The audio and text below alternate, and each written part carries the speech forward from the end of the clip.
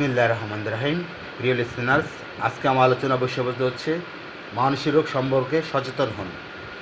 তো আমাদের দেশে মানসিক রোগের সবচেয়ে বেশি অপচিকিৎসার শিকার হতে হয়। সাধারণ মানুষের মধ্যে মানসিক রোগ সম্বন্ধে ধারণা খুব নগণ্য। তাই আপনাদের কাছে মানসিক রোগ সম্বন্ধে ধারণা দিতে চাই। তো প্রথমে আসুন, ডিপ্রেশন। এটি একটি এমন একটি মানসিক রোগ। ব্যক্তির মন সবসময় বিষণ্ণ থাকে, মন খারাপ থাকে এবং কোনো কিছু ভালো লাগে না।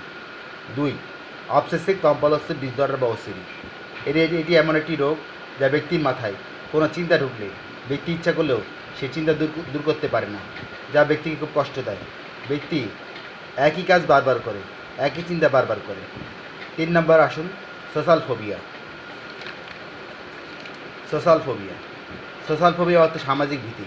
এই রোগের কারণে ব্যক্তি সমাজের মানুষের সাথে মেলামেশা করতে ভয় পায়, সামাজিক অনুষ্ঠানে যেতে ভয় পায়। 4 নম্বর আসুন, প্যানিক ডিসঅর্ডার। এই রোগে আক্রান্ত ব্যক্তি আকস্মিক ভীতি করে, ব্যক্তি হঠাৎ করে ভয় পায়। 5 নম্বরে আসুন, হাইপোকন্ড্রিয়াসিস। দেহ নিয়ে দুশ্চিন্তা রোগের নাম হাইপোকন্ড্রিয়াসিস। 6 নম্বরে আসুন, ম্যানিয়া। বেশি কথা বলা রোগকে বলা হয় ম্যানিয়া, ব্যক্তি অতিরিক্ত পুলক বোধ করে। 7 নম্বরে আসুন, অ্যাংজাইটি নিউরোসিস। উদ্বেগ, উৎকণ্ঠা, ভয়, সংশয় রোগের নাম হচ্ছে অ্যাংজাইটি নিউরোসিস। 8 নম্বরে আসুন, পোস্ট ট্রমাটিক স্ট্রেস ডিসঅর্ডার। কোনো জায়গায় দুর্ঘটনা ঘটলে ব্যক্তি ওই রাস্তা দিয়ে যেতে ভয় পায়, তার মধ্যে একটি স্ট্রেস কাজ করে। 9 নম্বরে আসুন, বাইপোলার মুড ডিসঅর্ডার। এটি এমন একটি রোগ যে ব্যক্তি কোনো কারণ ছাড়াই কাঁদে এবং কোনো কারণ ছাড়াই হাসে। এটি আবেগের সমন্বয়হীনতা। 10 নম্বরে আসুন, অ্যানোরেক্সিয়া নার্ভাসা। কম খাওয়া রোগের নাম হচ্ছে এটি। 11 নম্বর আসুন, বুলিমিয়া নার্ভাসা। বেশি খাওয়া রোগের নাম হচ্ছে এটি। 12 নম্বর আসুন, ডিমেনশিয়া। ভুলে যাওয়া রোগের নাম হচ্ছে এটি। এটি বৃদ্ধদের মাঝে দেখা দেয়। 13 নম্বর আসুন, সিজোফ্রেনিয়া। তো এটাকে ইংলিশে বলে স্কিজোফ্রেনিয়া অর্থাৎ সিজোফ্রেনিয়া। অসংলগ্ন কথাবার্তা, অসংলগ্ন চিন্তা, ভ্রান্ত বিশ্বাস, অবাস্তব চিন্তা, একা কথা বলা এই রোগের লক্ষণ। 14 নম্বর আসুন, অ্যাগ্রোফোবিয়া। ব্যক্তি ভিড়ের মধ্যে যেতে ভয় পায়। কিছু মানুষকে দেখবে আপনি ভিড়ের মধ্যে যেতে ভয় পায়, তার একটা আতঙ্ক কাজ করে। যেমন বাজারে যেতে ভয় পায়, দোকানে যেতে ভয় পায়, অধিক মানুষের সামনে যেতে ভয়, এটা বলে অ্যাগ্রোফোবিয়া। তারপর আসে অটিজম। এই রোগের কারণে একটি শিশুর বুদ্ধির বিকাশ হঠাৎ করে বন্ধ হয়ে যায়। অটিজমে আক্রান্ত শিশুরা অদ্ভুত অঙ্গভঙ্গি করে, তাদের সাথে সামাজিক যে একটা যোগাযোগ হয়, সেই সামাজিক যোগাযোগ একটা ব্যাঘাত ঘটে। এবং অটিজমে আক্রান্ত শিশুরা তাদের স্বাভাবিক যে একটি বুদ্ধির বিকাশ, স্বাভাবিক যে একটি জীবনযাত্রা ব্যাহত হয় এবং তারা অত্যন্ত মানসিক চাপের শিকার হয়, তার একটি অনুপ্রকৃতির হয়ে থাকে। এবার আসেন, ডেলিভারেজ সেলফ হার্ম। নিজেকে নিজে আঘাত করা রোগের নাম হচ্ছে এটি। কিছু মানুষকে দেখবেন যে যারা প্রেমের ছ্যাঁকা খায়, তারা নিজেকে নিজে আঘাত করে, নিজেকে নিজে ছুরি দিয়ে নিজের গায়ে আঘাত করে। এটি একটি মানসিক সমস্যা, এটা বলে ডেলিভারেজ সেলফ হার্ম। এরপর আসুন, অথেলো সিনড্রোম। স্বামী স্ত্রীকে অহেতুক সন্দেহ করে, এটি দাম্পত্য জীবন রোগ। এই রোগে আক্রান্ত কিছু লোককে দেখবেন, কিছু স্বামীকে দেখবেন কোনো কারণ ছাড়া স্ত্রীকে সন্দেহ করে, যে কোনো বাস্তবতার স্ত্রীকে অতিরিক্ত অবজার্ভ করে। এটা একটি সামান্য একটা মানসিক সমস্যা, এটা দাম্পত্য কলহের রোগ, এটা বলে অথেলো সিনড্রোম। তারপর আসুন, ফোবিয়া। ব্যক্তি পোকামাকড় দেখলে ভয় পায়। কিছু মেয়েদেরকে দেখবেন তারা তেলাপোকা দেখলে ভয় পায়, পোকামাকড় দেখলে ভয় পায়। পোকামাকড় দেখলে ভয় পায়, কিছু সাপ দেখলো অথবা বিচ্ছু দেখলো, হঠাৎ করে তারা আতঙ্কিত হয়ে যায়। মেয়েদের মধ্যে এই ফোবিয়া রোগটি দেখা দেয়, পোকামাকড় দেখলে ভয় পায়। তারপর আসুন, পার্কিনসন্স ডিজিজ। এই পার্কিনসন্স ডিজিজটা একটা সমস্যা যে ব্যক্তির মস্তিষ্কে ডোপামিনের পরিমাণ কমে যায়। এই ডোপামিন কমে গেলে এই পার্কিনসন্স ডিজিজটা হয়ে থাকে। তো পার্কিনসন্সের লক্ষণগুলো হচ্ছে শরীরের ভারসাম্যহীনতা, শরীরে হাত পা কাঁপা, শরীর শক্ত আসা, রোগের নাম এটি। ব্যক্তির মস্তিষ্কে ডোপামিনের পরিমাণ কমে যায়।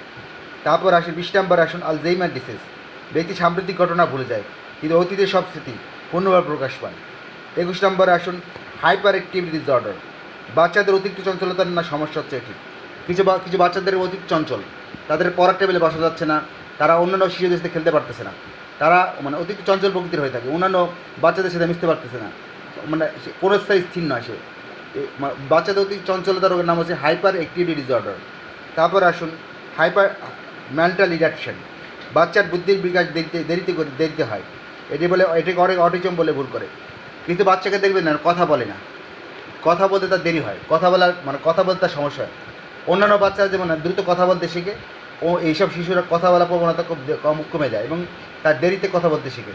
অনেক বাচ্চা অনেক বাবা মনে করে তার মানে অটিজম হয়েছে, অটিজম এটা একটা মানসিক সমস্যা, এবারে মেন্টাল ডিডাকশন।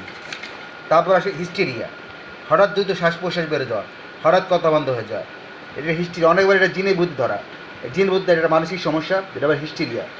তারপর আছে পোস্টমর্টম ব্লু বা পোস্টমর্টম ডিপ্রেশন।